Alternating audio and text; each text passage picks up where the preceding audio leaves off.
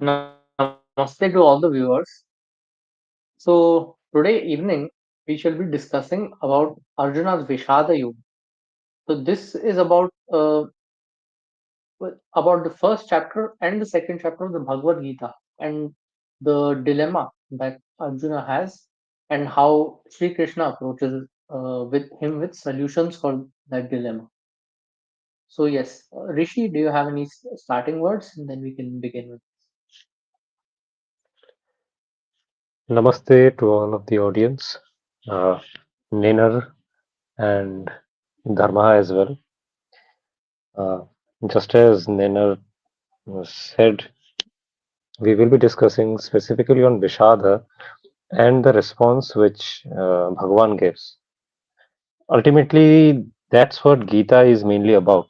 It's about dealing with a sort of delusion which came at a very specific instance, and Uh, in fact, that teaching itself can be transposed into any of the situations which we currently face.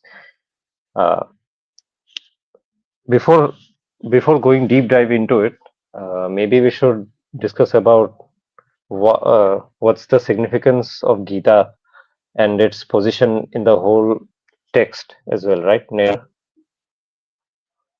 Yes. So um, So we have the context of this whole conversation is right in the starting of the Bhagavad Gita, and in the Mahabharata, this comes in Bhishma Parva, basically from chapter 25 to 42 onwards, and we see how the description starts with first Duryodhana talking to Dhritarashtra, and no, Dhritarashtra talking to Sanjaya, and we have then Sri Krishna talking to Arjuna and how Arjuna finds himself placed between both the massive armies. Then he is taking view of all his surroundings. And right at that moment, this great archer, this great warrior who stands in his chariot, hearing all the shankhas blaring and around him, for ready, prepared for war, and he is overcome with this strong emotion, strong feeling of wanting to back away, wanting to give up on his dharma in that moment. So he looks around him and he sees all his he sees his grandfather, his cousins, his teacher, his friends, and you know how his body begins to react as well. That is described in the Gita. So this is where the Bhagavad Gita begins, and this is where the dilemma is also approached and tackled by Bhagwan. So yeah, we can probably begin with the first slide. Rishi, any starting words? Amazingly explained. As Ninar said before, it's a situation where Arjuna actually puts himself in the first place. At first, if we deep dive into the text itself, we get to see that it starts with Dhritarashtra, who kind of inquires about what's the situation at the battlefield, and Sanjaya, his friend and charioteer and advisor, starts narrating to him the whole situation.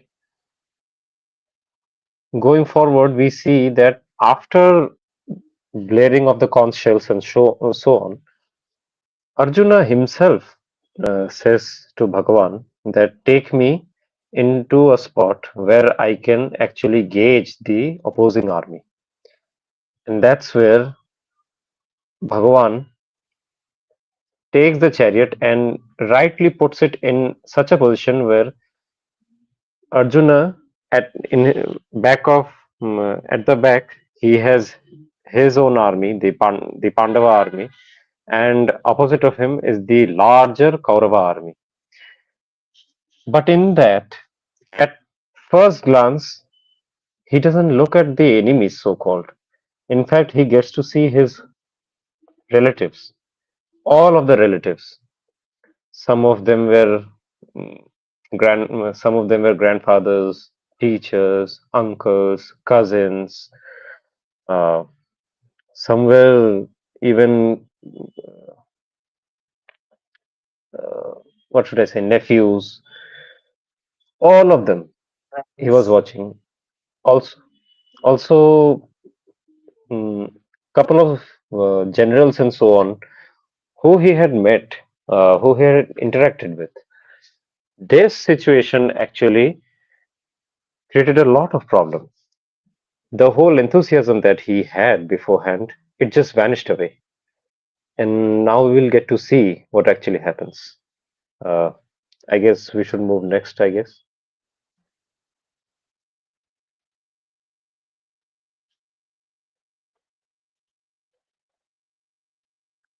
Nina, would you take it up? Yes.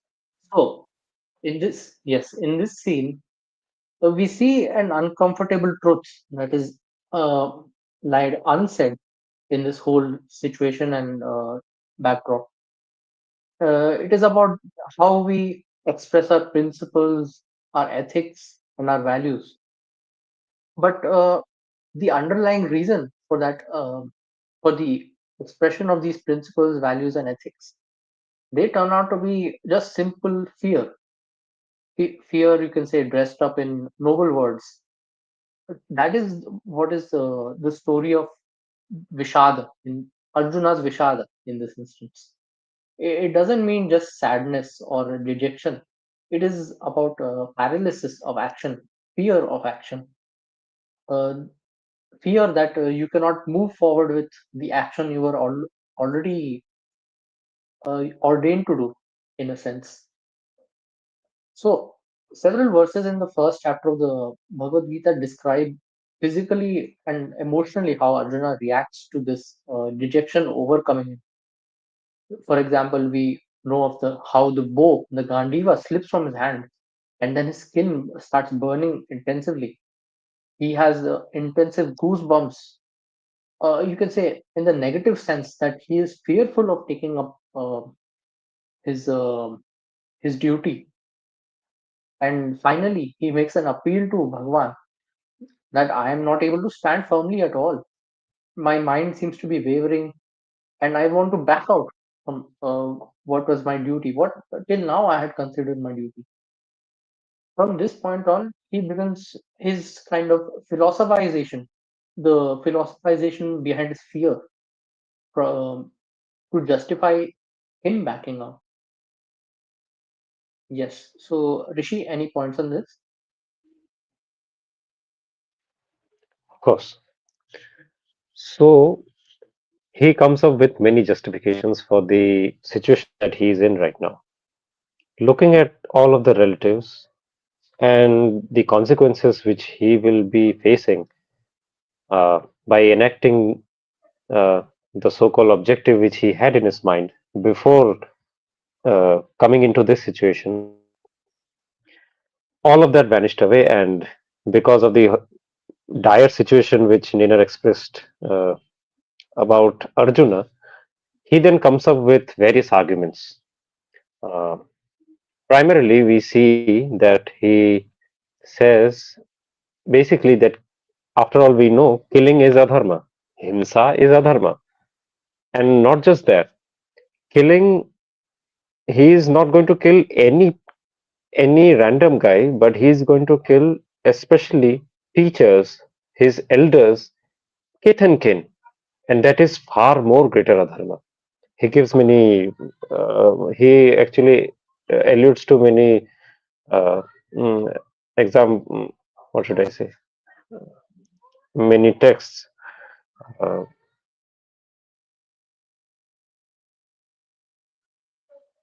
Excuse me. He actually alludes to many of the texts which we as Hindus know, Vedas and so on. And he's basically alluding to many of the mantras. Ma Himsa Sarva Bhutanam, such verses he is quoting. Also, later on, then he says that going forward, killing for the sake of kingdom, which is out of an activity born of greed, it makes it much more worse. Uh, the references are being given over here on the slides. Audience can check them out. These are the two primary arguments he gives. First is Himsa is bad. Himsa, especially against his relatives, are far more worse. And then, because of the greed, uh, that also for a kingdom, uh, that makes it much more worse. Uh, then he talks about war in itself is bad. War creates suffering, mass suffering. Uh, it engages in violence, and anything which is gained from it is drenched in blood. Therefore, it should be forsaken. He's actually trying to demonstrate that the activity itself should be abandoned altogether, let alone thinking about the consequences or the actions which would be taken in it. He's saying that the whole damn effort should be discarded altogether. Leonard, any more points? On the surface of it, his entire like moralizing of his arguments of giving up action also, it seems all quite nice. He's talking about being he's talking about giving up everything and becoming a sadhu. So he wouldn't have to lift arms against his own people. And on the face of it, it sounds very nice. He talks about not wanting people to be dead. That is also, it seems like a noble cause. He talks about how if you were to continue with a war, if the elders were dying, if the society would collapse, if a woman or the social system were to be dishonored, then ultimately all should be living in hell, literal or metaphorical, however you take it. And on the face of it, he seems to think about the second order consequences a lot, and he is basing his arguments on the worry of consequences, not about the action on its own. Yes, so that is basically how he uh, objects to his own duty, what was already ordained of him. We can move on to the next slide.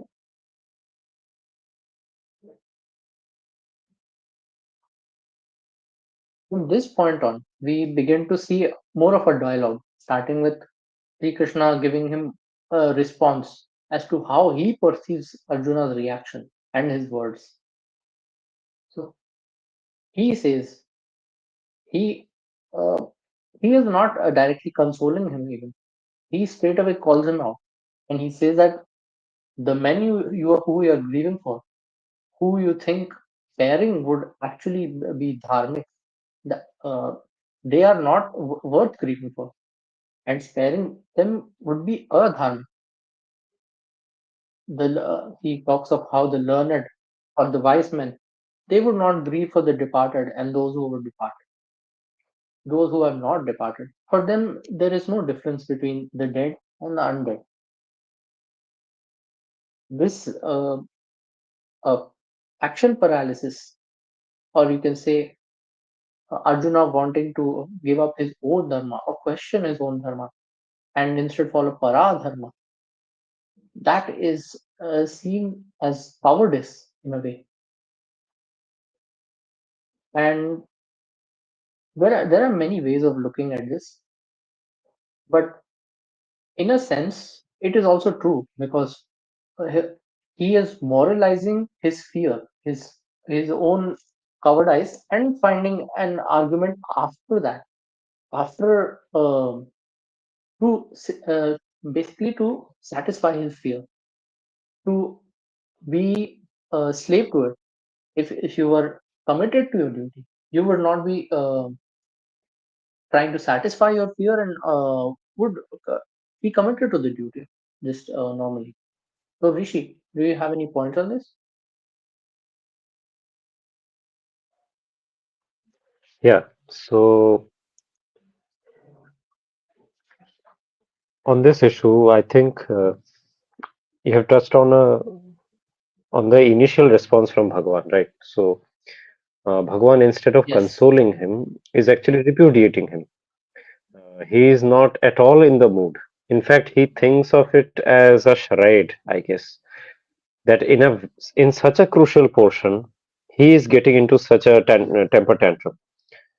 In fact, for the audience sake, I must reveal this. Even Nainer will be able to say much more on this. So, before Gita, the situation in which Gita is being delivered, before that, there were long series of arguments, debates, communications, and so on between the two Kauravas and Pandavas.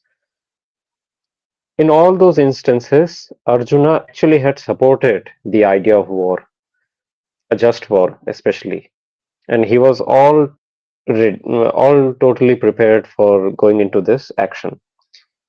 After all of this pronouncement, when this situation happens, if we see that in if we see this instance as far as that context is concerned, we'll actually appreciate why did Bhagwan respond in such a manner. Because without understanding the context, many people cannot even interpret Bhagwan well enough.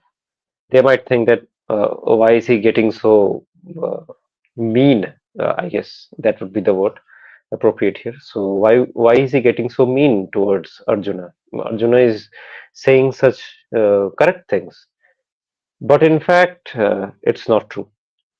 So leaving that aside, now if we go further, Bhagwan actually, what Nena explained right before me, Bhagwan counters this escapism, and he also, I shouldn't, I guess, now refer to the verse.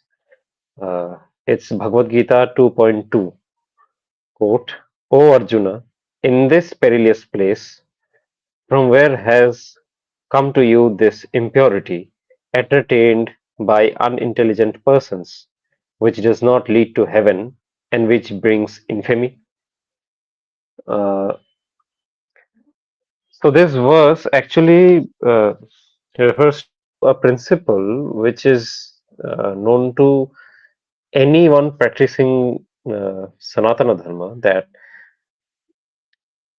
what is dharma, one of the definitions also that is given is that dharma is that action which actually leads you to obtain fame when while living and swarga after death. So basically, Bhagwan is pointing it out that what you are doing right now is not even dharma.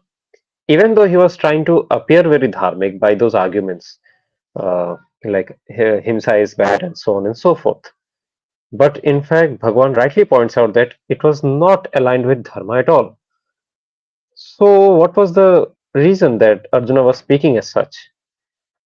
Bhagwan then correctly uh, diagnoses the problem and says it's because of the weakness of the heart.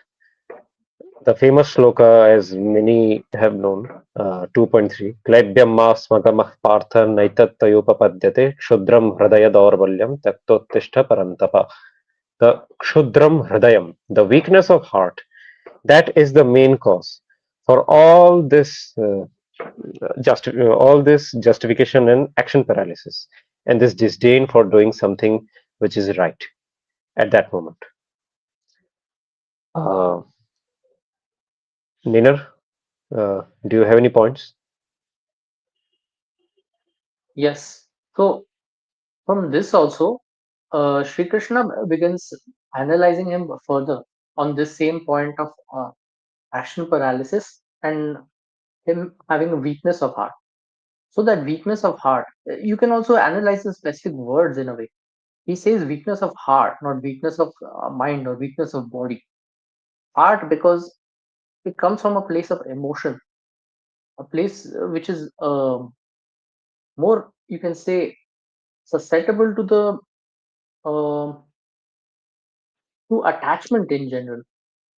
For example, when he talked about being worried about having to kill his grandfather, his teacher, his own family cousins, Sri Krishna points out that he is attached to the idea that he is that the victory he was expecting earlier to be easy is not that easy, and he's attached to the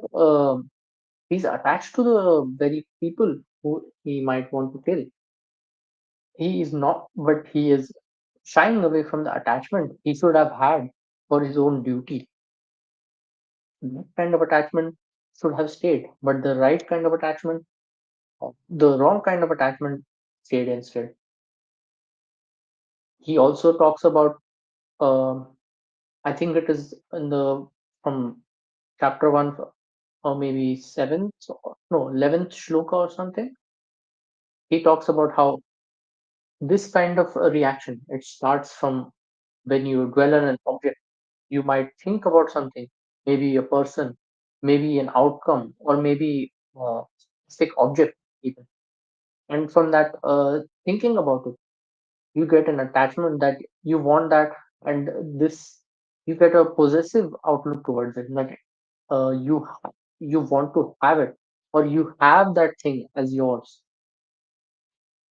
This the possessive outlook creates desire or the craving, and in turn, when you have that craving or that desire, you also have the fear in mind that you might lose something, that you might lose your family, the possessions or the attachments you have, you might lose them. From that position, from that fear, from that craving, there comes anger, and finally, this anger, this anger is more like a cloud in front of your eyes. It does not allow you to see properly. Everything becomes distorted, and your whole mindset, it becomes one of delusion. This delusion, you can probably move to the next slide. I think it's written in that. Yeah, this no, no, last slide only. Yeah, yeah. It's, yes, this one. So this delusion, it's like a cloud in front of your eyes. And since there is a cloud in front of your eyes, you cannot see in the past, you cannot see far in the future. You might see a consequence one step down or two steps down, but not much further. And from that kind of delusion, you get a failure of memory. You forget what actually matters, what mattered maybe say years ago, what will matter years later. You forget what training you were, how you were trained, what you were trained for, what your duty was 10 years back, what your duty will be in the future, and you forget your very nature. And from this memory failure, you reach this state of vishada, where you are unclear about your own morals, your own the actions you want to commit to, and you decide to, in the spur of the moment, you decide to want to give up your dharma. So there is yes, Rishi, would you have any other points on this? I can continue after that. Yeah, yeah. So Niner explained it beautifully, say that the whole issue starts with attachment and the consequent results that happens because of the delusion that's crept in because of that attachment. Another side of this of these set of arguments which Arjuna gave while he was in Vishada was that all of the arguments prima facie were approaching from an issue also explained by Niner beforehand, from a perspective of profit and loss. Like even uh, when he's engaging in his duties uh, through any means, mind, body, speech, etc., uh, it's all it's always about the results. He was always thinking about what will the result of it, and therefore should I be doing that action or not, regardless of regardless of the validity of that action. And this is something which is born from egoism, from this whole notion that I'm the doer and I'm the enjoyer of the fruits. Excessively motivated by results and consequences of those actions, Arjuna tried to um, examine his options on the basis of what appeared to bring greater benefit or most pleasurable outcome, and not on the basis of what truly constitutes righteousness or dharma. Because of this, uh, between he had two choices. So between him killing his own kith and kin uh, for an actual uh, an actual moral issue, or the other choice was to stand alone at the end and giving up on the whole mission, aka the war. He chose the latter because he thought if he does the latter, he will be ensuring survival of the family and friends, and he would be able to enjoy rest of his life with them. So, because of that cost and what should I say, profit and loss mechanism, that was this option he chose, and to couch that, he used the language of dharma. Although deep down, all of his arguments were basically based on desires and selfishness, in fact. And also the another point which is very crucial indeed. In fact, we know in the second chapter itself, I think after 2.3, Arjuna himself admits the fact that also in first chapter he does that Kauravas were in the side of Adharma. They were actually the evil.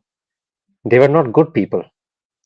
And that as a Kshatriya at that moment, he had a duty to vanquish the evil.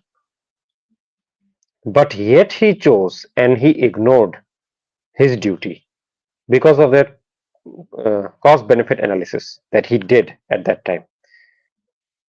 So, because of that attachment, what Nainer explained created that whole cycle of confusion, anger, and literally delusion at the end of the day, and all sorts of uh, problematic issues that came in for him, physical as well as mental. And now he's actually doing something which is adharma.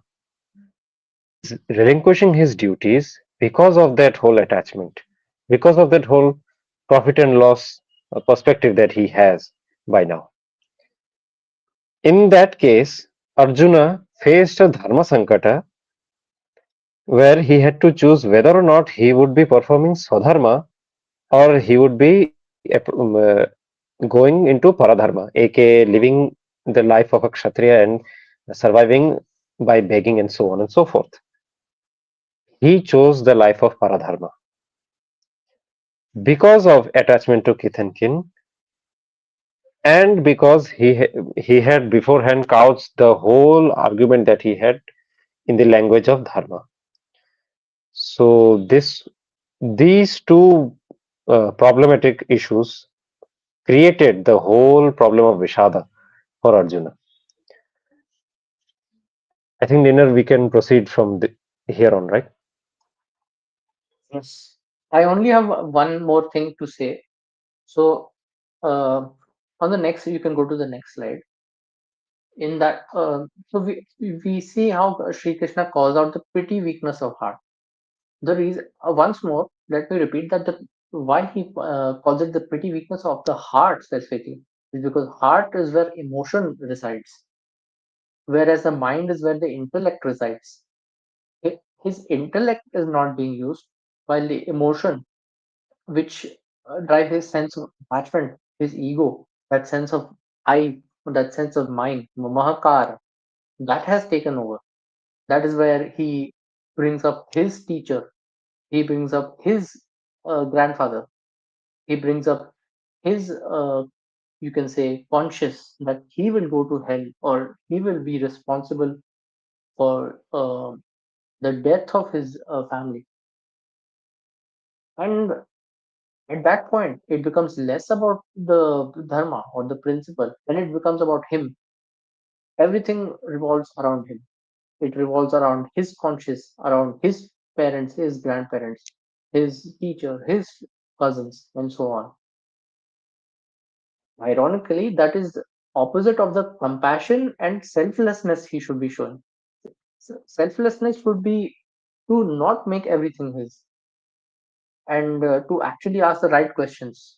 What would actually stop, say, Duryodhana's tyranny? That would not require him to be suddenly compassionate and forgive him and abandon the battlefield. That would require him to fight and prove that he is wrong on the battlefield. Instead, he was powering down in his chariot and asking, how can I feel validated about this guilt? How can I escape the temporary terrible choice? Even though in the long run, it is actually the good thing to do. So, in essence, he was trying to uh, hide his fear or his paralysis behind these, so you can say, nice sounding ethics, nice principles, and so on. It sounded very noble, but Sri Krishna, as he was not buying it. Therefore, he gives us a two-pronged solution. He gives us a solution after this.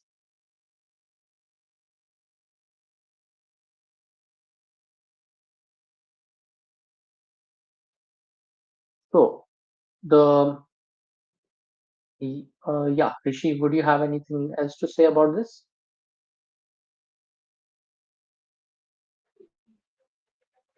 Yeah, so the two-pronged solution which Bhagwan gives is found in his response. So the first kind of response that he addresses is the issue of uh, the problem which Arjuna was facing. I will be killing my relatives uh, by waging this war. So he addressed this issue by revealing the what is colloquially called as Jnana Yoga, or the knowledge of immortality of self. He talks about how the self, which is what we call as the I, so that self can never be harmed at all by any means necessary. Uh, there are many slokas in that regard, as we know. Nainam chindante shastrani, nainam dahati pavaka, and so on and so forth. That shloka, and there are others. This one does not kill, nor is it killed. 2.19. Another one would be great.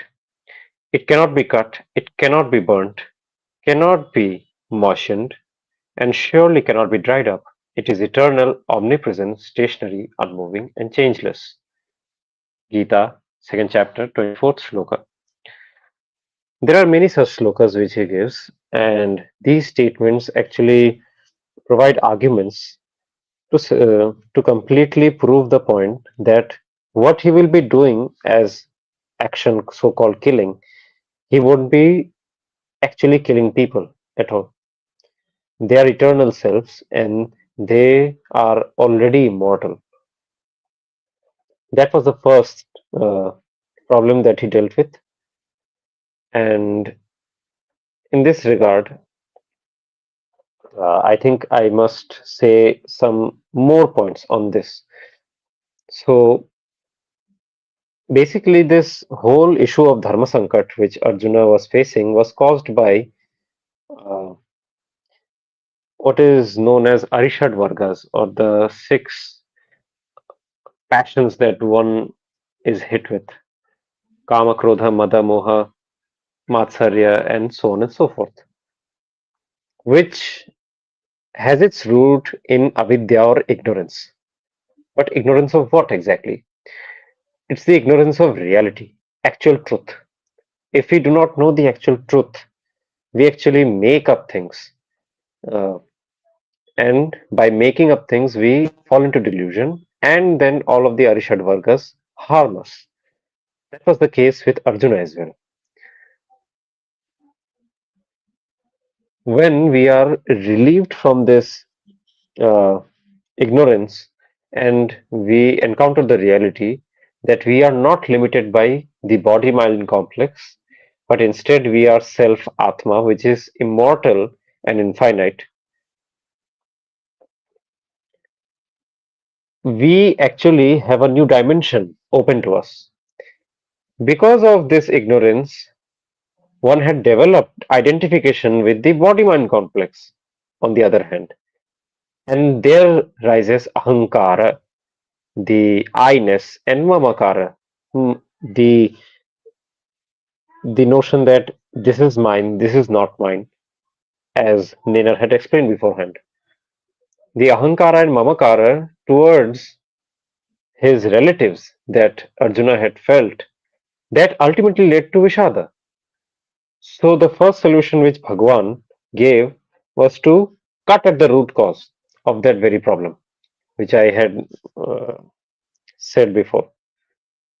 By destroying this avidya alone and by revealing the reality of self, which is immortal, which can neither be killed nor is it a killer, the point is the point which Arjuna was making at once gets demolished, and he starts to realize the immortality. Now he will be no longer deluded by false attachments to the physical identities of the kith and kin, which had prevented him from performing his Kshatriya Swadharma. Thus, Arjuna's Kshatriya Swadharma, to the knowledge of the self, Bhagavan actually locates and anchors one's Swadharma in the larger context over here, that is the Dharma Yuddha, which he is waging right now. This is the first approach which Bhagavan takes in. Uh, I think the next approach will be explained to us by Nainer. Any points you have, Bhai? Yes, you can move on to the next slide.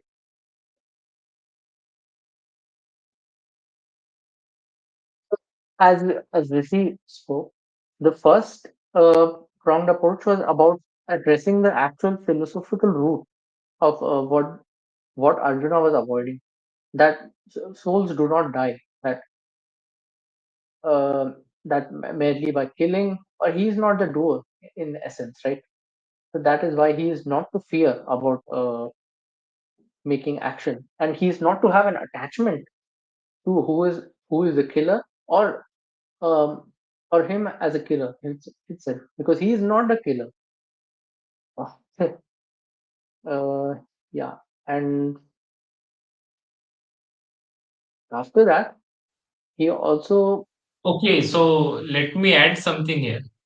So yes, basically, the dilemma that has been that is arisen to Arjuna. So first, as Rishi shared, that the main cause that why he is accepting paradharma instead of his own that is his instead of his own dharma, swadharma, that because of his deep desire, and also he's of thinking the consequences which are in no way in his hands.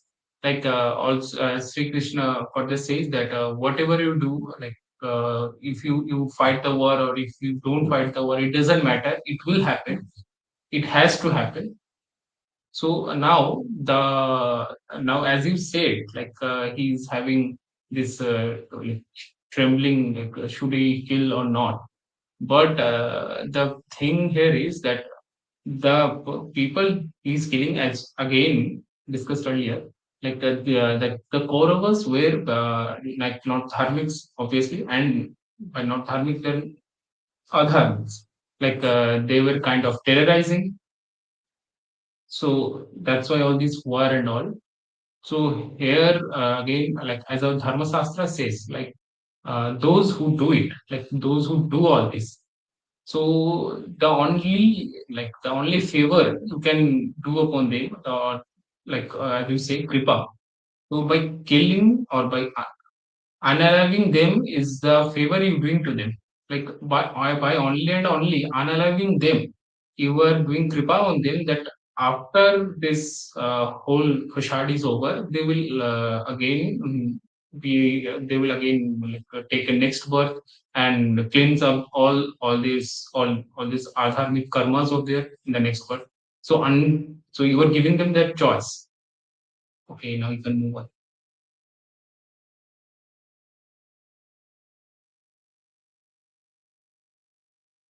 Yeah. So, and another part of the answer which Sri Krishna gives is about not just about how souls do not die and that he's not the doer and so on. Also thinking about the individual actions leading up, both of the Kauravas and Pandavas. Uh, he says specifically to him that he's a Kshatriya, that it is his nature, his all his training of his life has been for this, that he was born to take part in this war and to deliver to Dharma. Say, like for every profession, every kind of person, they have their own Dharma. And for a warrior to kill, that is a natural part of his dharma. Say a hunter would naturally have to kill an animal to have to get the products from it. It does not, he does not cover from it with the excuse that it is violent or so. So that duty that remains, that duty, dharma or his swadharma of a kshatriya, it is delineated as protection of the innocent. And here, Duryodhana is the furthest from innocent. He is the wrong person here.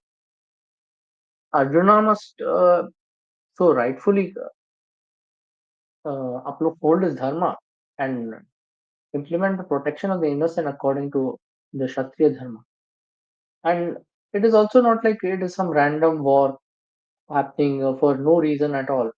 Duryodhana has seized the kingdom after many talks, after many attempts at peace, uh, and he had not succumbed to any other mode. It had at the last as the last option, it had come to war. So flying away at that moment, it would neither end the war. The others would still fight the war, but you will alone be gone from it. Will the regret or the conscious truly go away from you? Not really. And by not fighting, if you think you can show ahimsa or kind of virtue signal, it does not mean that the tyranny of Duryodhana will end. He will continue finding his new victims. So that's why this is not aggression or violence. This is upholding the justice that his dharma requires him to do. He also talks about how what he there. I think in the third response, he also talks about how what people will say about Arjuna. They would not think that he's compassionate in their intelligence, right? They would not think he's compassionate for abandoning a war. They would think that he's a coward, having talked big and still ran away. There will be his reputation, his honor would not be respected. And it is also said, like for a warrior, for a great archer like him, dishonor is obviously worse than death itself. So it is always better to die in the field rather than just cower and walk away in shame. Yes. So Rishi or Dharma, do you have any points on So I will just elaborate on your point, Niner. Amazing point. The third response, and actually, this is something rarely talked about in many of the uh, conceptions which people hold on to. Even the second one, which you explained about, Niner, that too even is not talked much. The immortality of self, which I was speaking of, that is known to many people. But that second and the third, I think uh, we should keep that in our mind at least. Whenever from next time we will be talking about Gita. So I will just add on to the third point, what Nina said. So in this, we can maybe describe it as a sakama, or should I say, uh, something that is worth desiring for. So sakama oriented solution to this action paralysis which Arjuna was facing, Bhagavan gives that as well.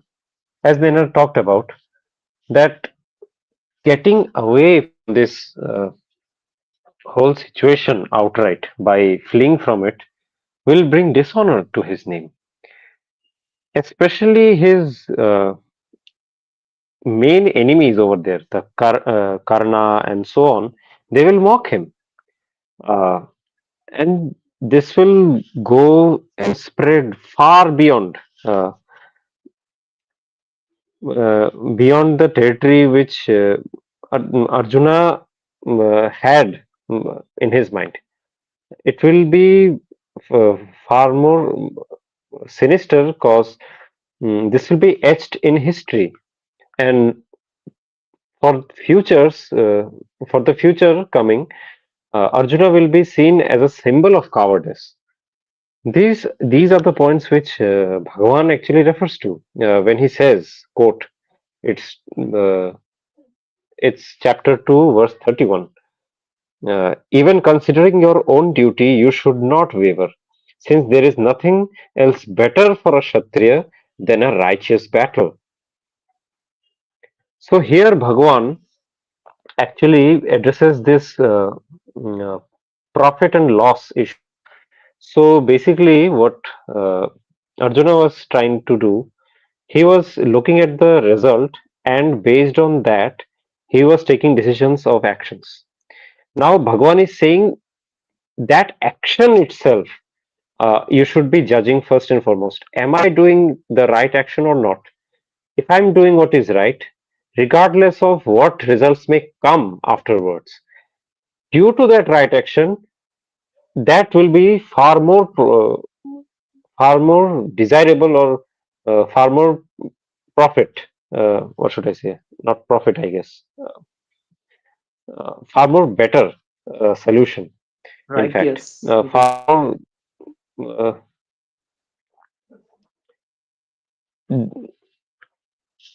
let's just say far more. Uh, Right. Yes. Right. In a way. uh, I guess right. Yes, but I should say. Uh, okay, Nina, you can maybe help me on this. So.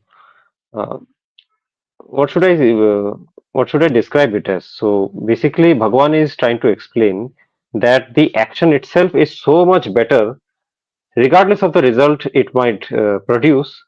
You should be going forward. If you have that issue of cost benefit analysis, you should be taking the benefit of that action itself, uh, because that is far more profitable. I guess that that kind of puts my view into perspective. Sorry, audience, Yes. mm, it's a bit In the hard to so explain this. yes. Yes. So once more we'll go about this two prongs of the response of Bhagwan, right? So the main first point that it boils down to is that he must act to his own dharma, on his own swadharma, not his paradharma.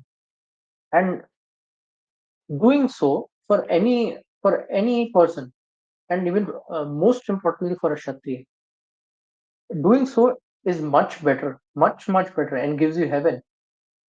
according to the exact shloka, I believe. Even if it feels difficult, it feels unpleasant, but remaining steady in your own dharma is a thousand times better than taking up someone else's dharma. Because your dharma, as is delineated by your who you are, where you were born, how you were raised, what you have learned, what the situation requires, what the context requires, that has always remained steady. It has always required the same kind of expectations from you. When you suddenly try to shy away from that, you are trying to, um, in a sense, that delusion is catching up to you. You are um, being clouded about what the true expectations about on your own sadharma were. And after this comes second and the most important, you can say the second response and the most important response, without which the first one will not work. That is acting without the attachment to the outcome. So, I think in the next slide or so, they call it equanimity or samatvam. So whether he succeeds in the war, whether he fails in the war, whether uh, everybody dies or nobody dies, isn't that at the end irrelevant? Because what others say, what the story will be, whether he tried to uphold justice or not. Well, wouldn't it be right if he even tried, despite his defeat? Whether he gets blamed for the death of many, but didn't he still stand up for what was right? And so, if he believes it is right, he must stay steady and he must stand for it throughout, as he always did, and as he did in the preparation to the war as well. So, it doesn't mean that he doesn't care about winning the war at all. He does have to give his best in the war, but he also needs to not be attached to the result in such a manner that the result creates a fear in him. The result um, interferes with his attachment so much it causes the delusions we spoke of earlier. So yeah, um, that was the two-pronged response of Bhagwan on the topic. Rishi or Dharma, if you have any words on this. Yeah, so I will be speaking on this issue of karma yoga. I guess that's what you were referring to, right? The solution, which Yes, Bhagwan yes. points Even I it was out not able to express later on. properly. Uh, no issues. So one crucial point you actually explained. So the equanimity issue. That's an important part of this whole teaching. So let's just break it down. Mm. Beforehand, we learned how Bhagwan taught the teaching of immortality of the self. Now, remembering that very concept, one should realize that without anchoring oneself into that knowledge of immortality, but if one starts working from a standpoint of transactional world, accepting everything is transient in nature, how is it possible for that person not to grieve over something? In fact, Arjuna was grieving because of that very standpoint and that very thinking which came from that standpoint. So, keeping in mind that teaching of Brahma Vidya or Jnana Yoga, the immortality of self, Bhagwan taught Arjuna how to engage in action from the standpoint of Vyavahara, transaction, without being concerned for the consequences of his actions that may happen. This obsession with consequences of actions actually led him to mistake his swadharma as adharma and paradharma as swadharma, resulting in that action paralysis situation. So, in this teaching, of Karma Yoga, as we see upon the slide, Bhagwan mm, breaks down into four portions. So the solution, first of all, starts with detached action, which has to be dharmic and not adharmic at all.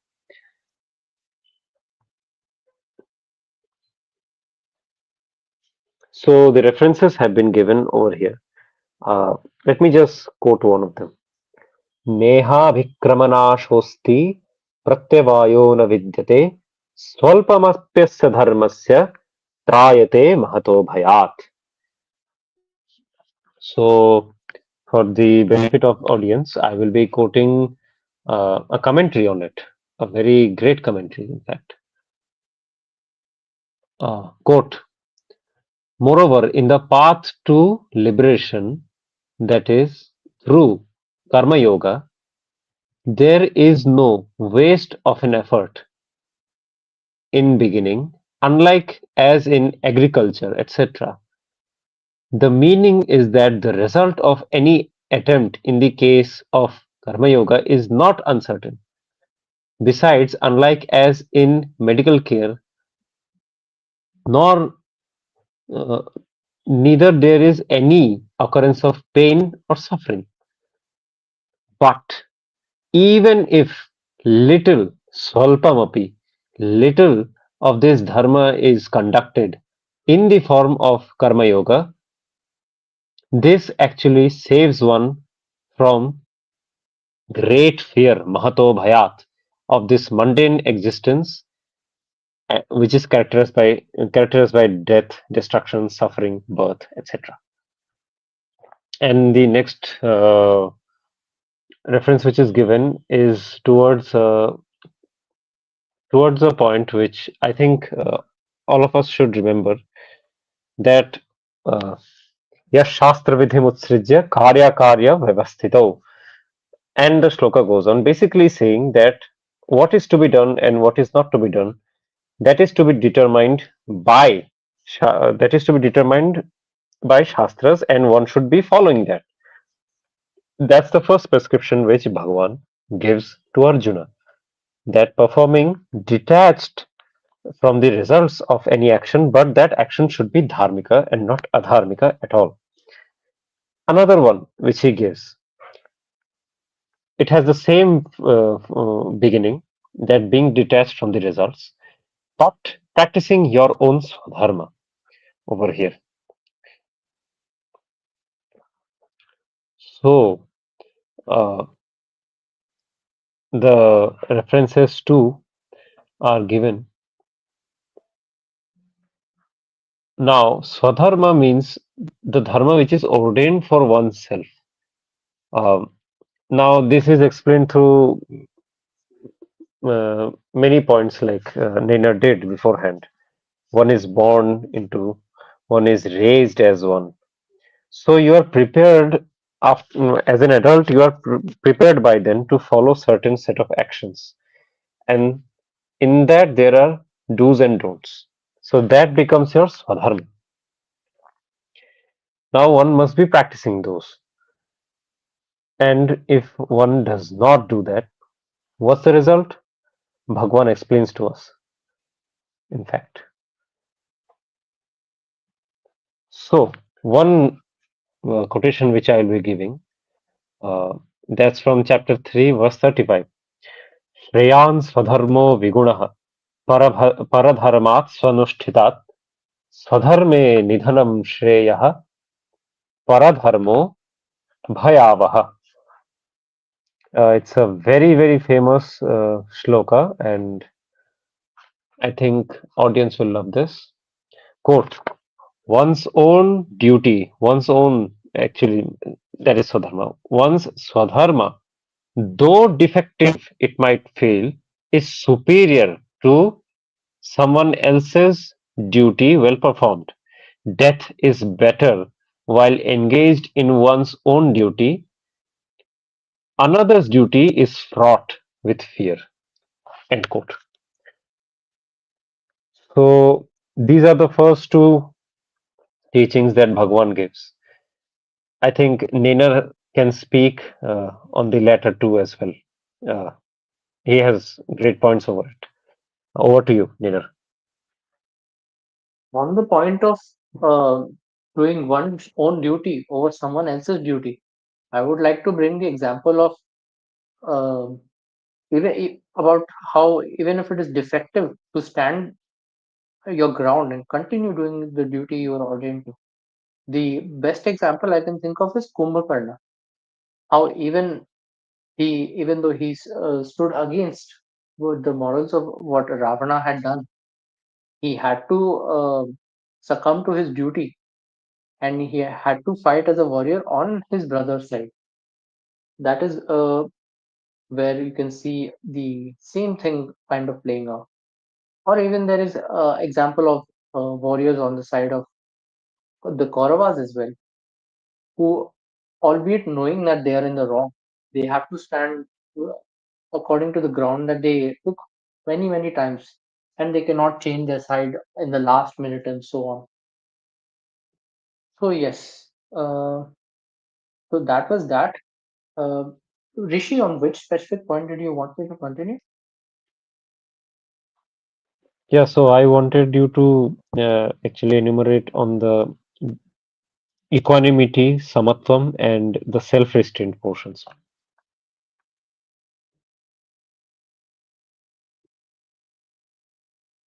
Okay, um, so samatvam is basically about the detachment from the results of your or the outcome of your actions. I think in verse 248, I think it is given. Yeah, here it is. It is in that. Yeah. So it means that whether the outcome, whether it is success, he wins the war, or he fails, that is, he loses the war, and many people are killed, or many are not killed at all. He should not judge whether the action was right based on this outcome. The action in this instance is about whether he stood for dharma or not about the result or as Rishi was talking about earlier, the profit loss account, or whether he has killed enough, so many people or so few people, and whether it is on that basis a good or a bad war.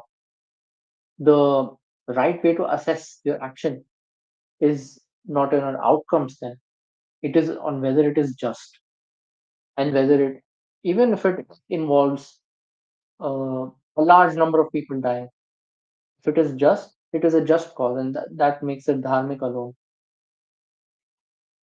So it is also not about being apathetic to your actions. It is, but you must care about how well you do it.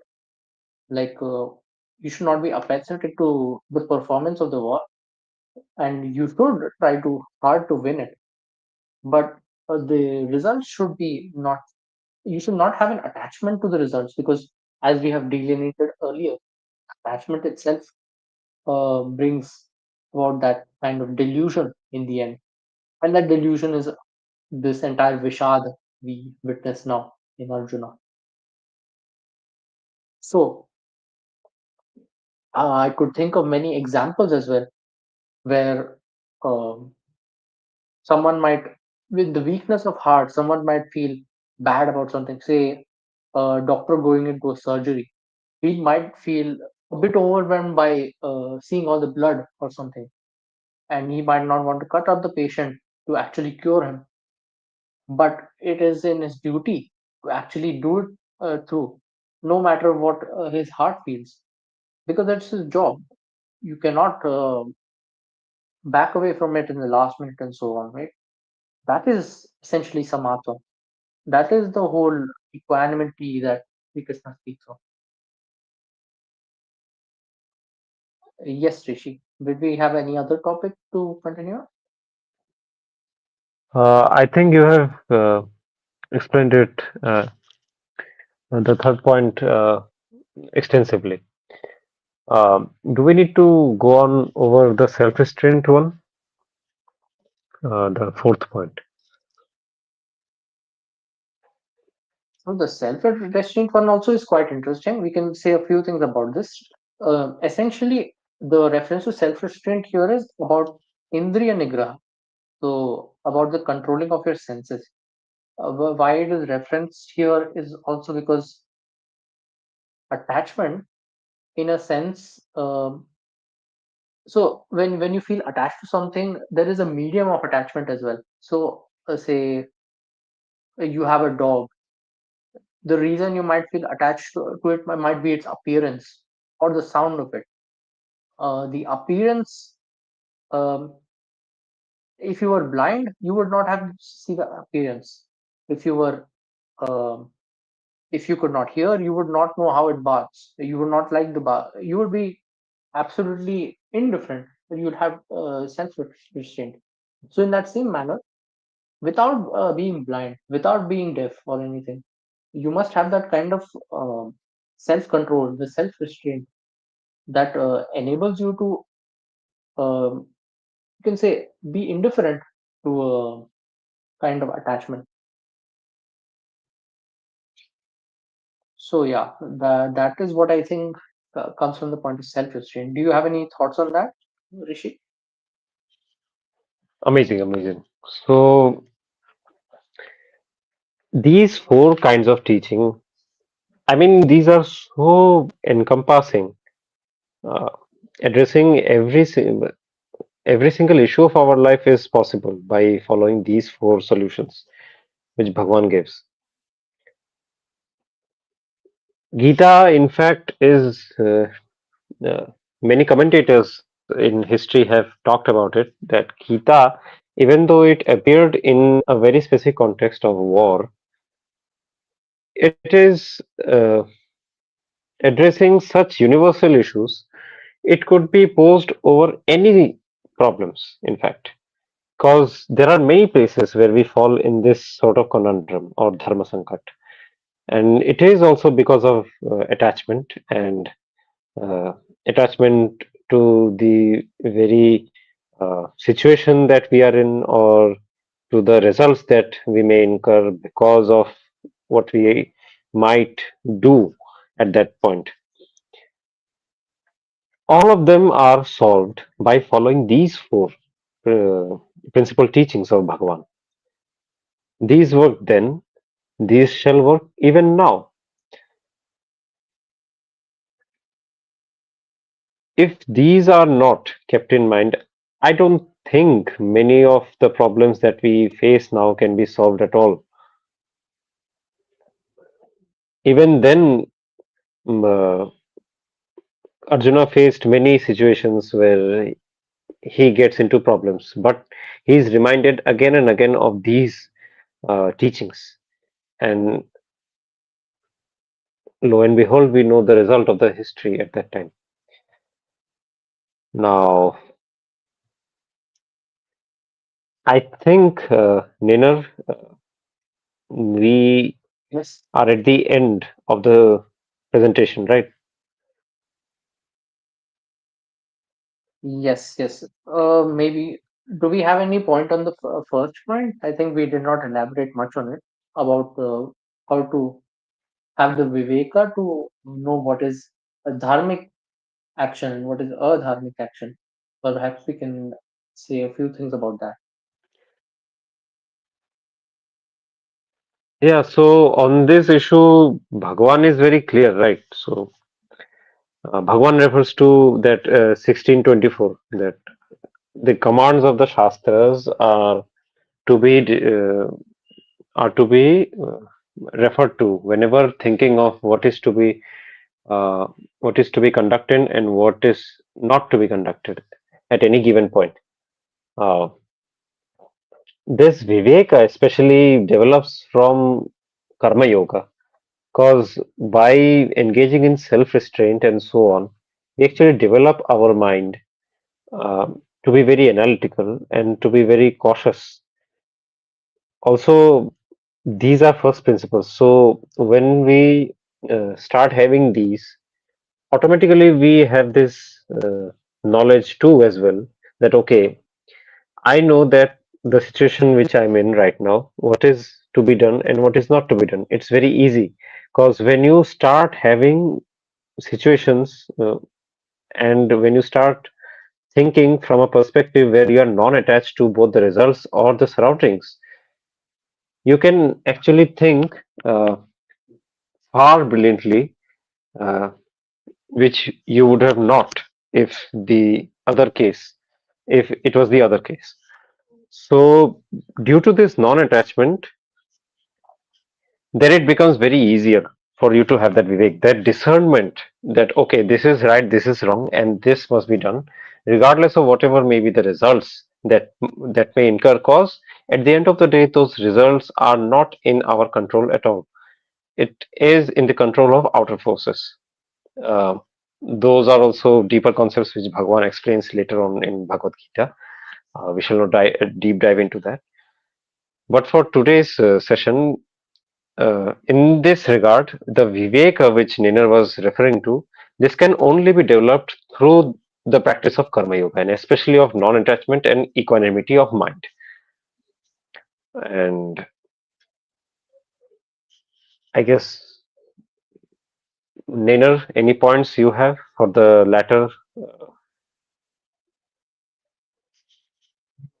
prescriptions which are Yeah, given so on the we can slide? move on to the summary. We can move on to the summary of what we have all discussed today.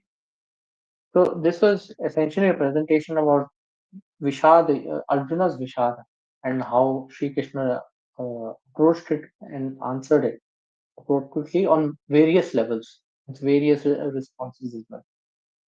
Uh, but this is not just about Arjuna or not just about Sri Krishna giving an eloquent response. It is also about the crises uh, every person has in their life, the kind of situations which we face from which we want to shy away from with our with our own moral justifications, and we kind of try to stay in that state of action paralysis.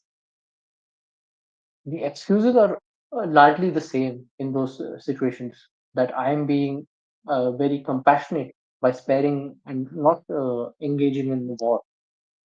I am uh, it would complicate things down the road, or it would you can say that you pretend to be more thoughtful in a way about your actions and think about consequences so much it overwhelms you. uh, yeah, so that is there. We learn about through the discussion we have learned about how Bhagwan responds to his arguments, about his excuses in a way we can call them, about the nature of the self, how the how it expresses this kind of action paralysis and how to overcome it, the nature of dharma, specifically his kshatriya dharma, and how his inaction, by foregoing his own dharma, he is actually contributing to the greater harm of his people and to overall, you can say, the people. Yeah, and we see the solutions, as in how to. Yeah, Rishi, you can continue with the last point on the solutions. You can summarize those. Yeah, so in conclusion, uh, these are the points I think we should keep in our mind. So, because of what he saw at that time, an attachment, he fell into delusion and then he started making excuses. Bhagwan countered those by telling him that uh, the self that he is immortal and it's not the doer. And the second point being the Swadharma which he has is actually the right path to follow, regardless of what may be the results coming off of it. The greater good is in following Dharma itself rather than hankering about some results that one may incur.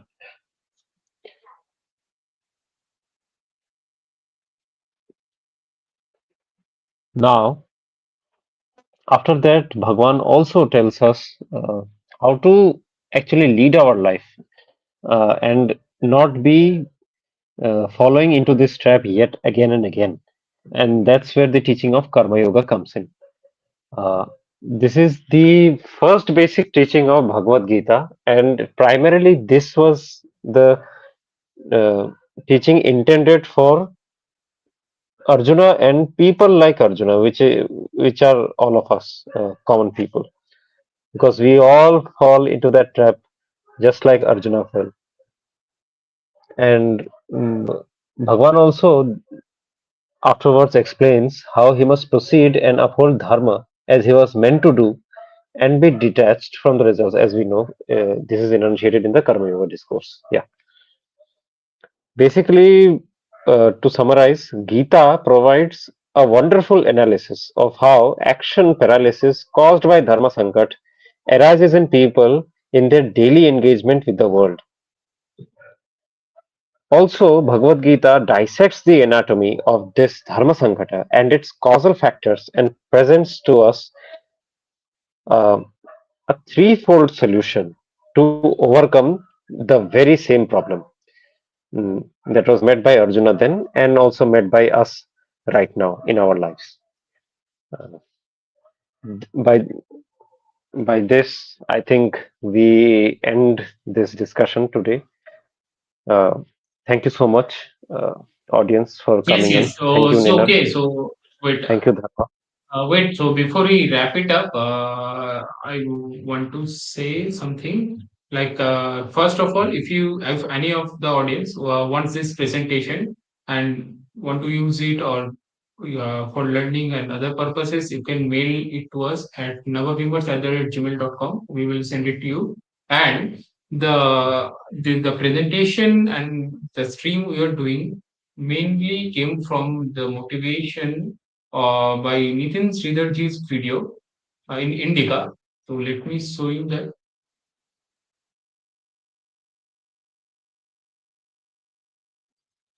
Just a minute. Additionally mention that as sources we for commentaries and also for the original text we have used various sources such as Bhagavad Gita Bhashya by Shankaracharya, the translation. We have used the whole Gita home study course of Swami Dayananda. We have used then the Holy Gita of Swami Chinmayananda, and we for the original verses we have used um, the Gita Super Site of IIT Kanpur.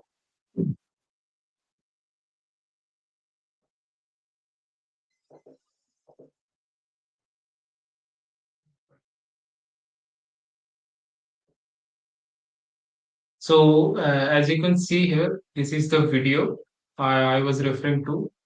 So let me paste the link in the live chat, and you will also get the link in the description and the pinned comment section. Do check it out. This is more detailed, and as Nitin Sridharji is such a great scholar, so you will get to know more things more easily and deeply. Like the analysis here is super. So please do check it out. Wait, let me paste the link for the audience.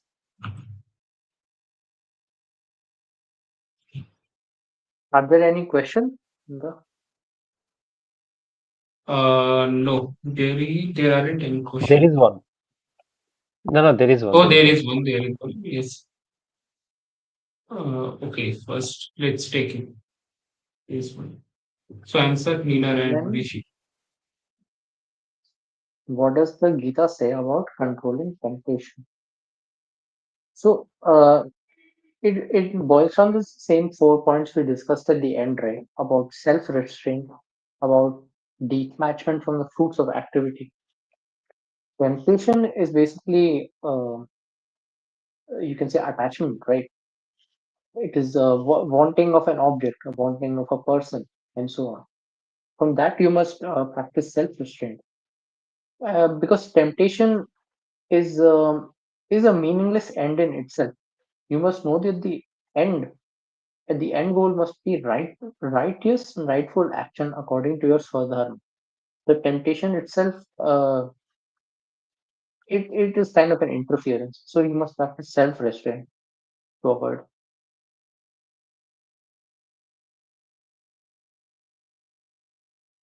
Rishi, do you have anything to share about it? Yeah, yeah, yeah. So I will just quote the section from which we get this.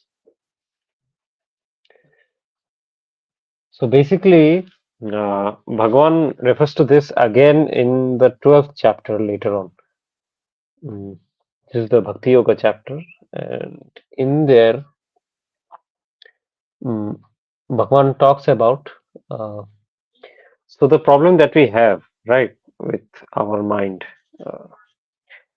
constantly being given the fact that Indriya, as is also known from Upanishads and so on, they are outgoing, so they are always outward looking. There is a nice example even given in one of the Upanishads that when a Vatu is studying his scriptures, he hears a sound outside the door and immediately he looks over there. So he's distracted from his main object uh, of concern at that point of time. So this is also again allegorically explained by the example of a Ratha and a Rathi. So the mind is the Rathi or the controller of the Indriyas, and the Ratha, in fact, is the whole body with the five sense organs. So the teaching is that by concentrating the mind on specific mission alone, either it may be worship of Bhagavan, or either it may be the Karma Yoga example, which is given that a certain action, righteous action, dharmic action, while doing that, be concentrated on that alone. There should be no other distractions whatsoever. Constant practice of that alone shall take you away from temptations. And Bhagavan actually says about this. Quote 12.9 अथ चित्तं समाधातुं न शक्नोषि मयि स्थिरम् अभ्यासयोगिना ततो मामिच्छाप्तुं Dhananjay. If, however, you are unable to establish the mind steadily on me, then, O Dhananjaya, seek to attain me through the yoga of practice. So Bhagavan tells us that it is only through abhyas, only through practice, practicing these principles in your daily life again and again. So repeat and doing it again and again and again alone can take away from this uh, vice called temptation, which we fall into also again and again. Also, this practice isn't mere practice or for like concentrating on God. This practice is also the Bhagwan, like the practices Bhagwan is talking about here, is also the nitya karmas of a dharmic individual that he or she needs to follow. Those are also included in that, like Shanda Vandana, Puja, or whatever the ritual you follow.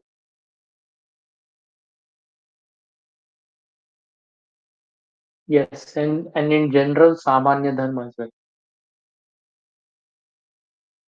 Yes, yes, of course. So now the next question is, please do a episode in Hindi. Oh, okay. So we will consider it, and I think we will do indeed do a episode in Hindi. Yeah, it will What be do you much say? more Will easier, I you take think, it? for all of us. Yes, yes. Yeah. So I think now we can wrap it up. So again, I will say like watch this video by Srinithin Sridharji, and an amazing piece of work.